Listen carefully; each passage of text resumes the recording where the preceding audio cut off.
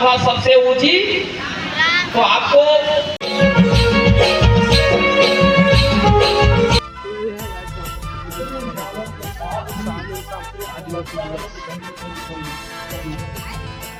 और इस सभ्यता में सीधा आप लोगों को समाधान खोज करके देना चाहता हूँ। आप लोग समझ पाएंगे, आप लोग इसको सीख पाएंगे, आप लोग इसको अमल कर पाएंगे। निश्चित तौर पर आने वाले दिनों में ये जो कागज यहाँ पर एक भाई देख सकते हो।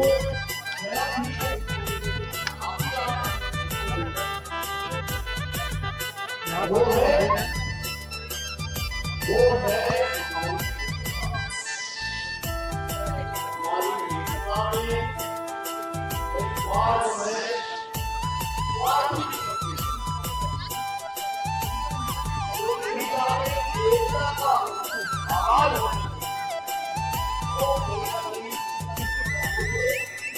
वायरस के रूप में और वंदे मातरम हमें ऐसे लोगों की पहचान है, उनसे बचने की उनसे सावधान रहने की। आज हमारे पास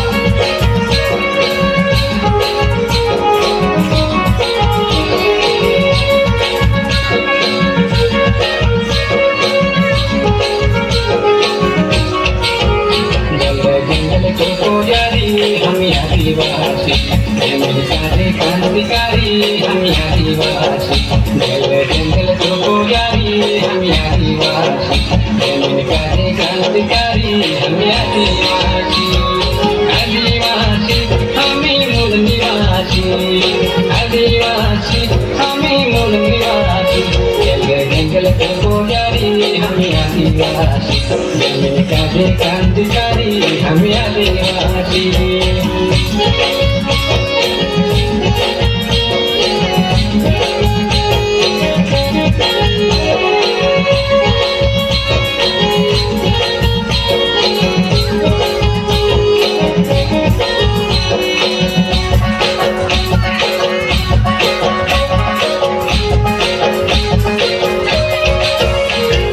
अलग हम तो संस्कृति अलग रीति नीति, दुनिया में ऐसे अलग आदिवासी प्रकृति।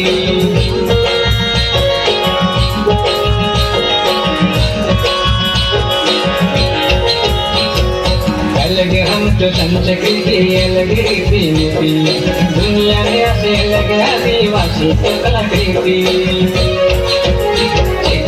सदन है, उसी सदन में ही आपको कागज रखना है। आपको यहाँ नहीं आना है, ब्लॉक में नहीं आना है, तहसील में नहीं जाना है और ना ही जिला में जाना है। आप उस जगह पे बैठिए जिसके सदस्य आप भी हैं, उस ग्राम सभा के, उस स्थायी सदन के आप सदस्य हैं। आप लोगों को पता ही नहीं है कि वह ग्राम सभा है क्या। मैं आप लोगों को एक उदाहरण देता हूँ। विधायक महोदय क्या कह के गए? लोकसभा ना विधानसभा सबसे ऊंची, तो आपको सबसे ऊंचा कौन है बोल रहे हैं? क्यों ग्राम सभा को बोल के गए? इसलिए क्योंकि वो स्थायी सदन है, वो मरने वाला नहीं है। याद रखिएगा, आप लोकसभा विघटित हो सकता है। आप लोग अटल बिहारी वाजपेयी के नाम सुने होंगे, 13 दिन के प्रधानमंत्री थे हमारे देश के, थे कि नहीं थे? विधानसभा विघटित हो सकता है। यदि मध्य प्रदेश में देखेंगे, पहले कमलनाथ मुख्यमंत्री हुआ करते थे, बाद में वो शिवराज चौहान बन गए। इसका मतलब लोकसभा और विधानसभा विघटित हो सकता है, लेकिन ग्राम सभा विघटित नहीं हो सकता। क्यों नहीं हो सकता? क्योंकि उस गांव में जो बच्चा पैदा हुआ, यदि वो 18 साल की उम्र का हो गया, तो वो ग्राम सभा के स्थायी सदस्य हो गए। और वो उस सदस्य को कब हटाया जा सकता है? जब उस गांव से वो या तो मर जाएगा, या उस गांव से भाग जाएगा, या वो पागल हो जाएगा। इसके अलावा वो ग्राम सभा का सदस्य हमेशा बना रहेगा। इसका मतलब उस सदन में आपको बात रखनी है, चाहे कोई भी अधिकार हो। और वो अधिकार, ग्राम सभा के अधिकार को कोई भी प्रशासनिक अधिकारी नहीं काट सकता। याद रखिएगा, यदि उसको काटने का दिमाग में भी आया तो वापस वो ग्राम सभा को चिट्ठी लिखेगा, ग्राम सभा से वो अध्यापेक्षा करेगा कि आप इस पे एक बार पुनर्विचार करिए, मुझे वहां पे पुल बनाना है, मुझे वहां पे सड़क बनाना है, मुझे वहां पे तालाब बनाना है। ये शासन पक्ष की तरफ से अध्यापेक्षा किया जाएगा ग्राम सभाओं को। आप लोगों को पता है कि नहीं है, मैं आपको बताना चाहता हूं। आपको पूर्ववर्ती जितने भी राज्य सरकारें रही हैं, आपको एक गलत ट्रैक में लेके चली गई है, बिल्कुल गलत ट्रैक में लेके चले गए हैं। उस ट्रैक को हम सबको सुधारने की आवश्यकता है। यहाँ बहुत सारे सरपंच होंगे, मैं केवल हाथ खड़े करना चाहता हूँ, कितने लोग सरपंच हैं, थोड़ा हाथ खड़े करें, बैठे बैठे कोई है या नहीं, मैं जानना चाहता हूँ। ये सब सरपंच आप लोग हैं। ये जितने लोग अभी हाथ खड़े किए हैं, याद रखिएगा, संवैधानिक रूप से 5वीं अनुसूची क्षेत्रों में सरपंच बनाने का अधिकार संवैधानिक रूप से नहीं था। उसके बाद भी हमारे बीच में बैठे हैं, इसका मतलब एक गलत प्रक्रिया को हम पिछले 28 साल से ढो रहे हैं। ये मैं इसलिए कह रहा हूं क्योंकि ये जो पेशा के पुस्तक है, ठीक है ना, ये पेशा के पुस्तक में मैंने सारा चीज लिख दिया है कि कहाँ गलती हुआ है और उसको आप कैसे कर सकते हैं। ठीक है, इसमें ग्राम सभाओं को क्या पावर है और जल जंगल जमीन को आप कैसे बचा सकते हैं। आप याद रखिएगा, आप याद रखिएगा। और ये डिस्टर्ब कर रहा है, ठीक है, कि जो ये पेशा कानून है वो 5वीं अनुसूची क्षेत्रों में लागू केवल और केवल पंचायती राज कानून को